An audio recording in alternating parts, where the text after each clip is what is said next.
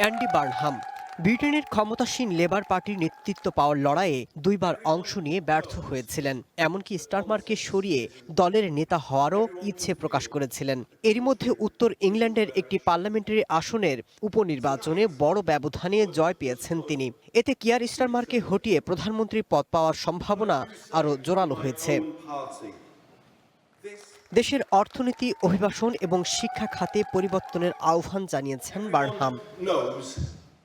সবাই জানে বর্তমান রাজনীতি ঠিকভাবে কাজ করছে না। সবাই অনুভব করছে দেশটি যেখানে থাকা উচিত সেখানে নেই। আজকের রাত হয়তো পরিবর্তনের সূচনা হতে পারে।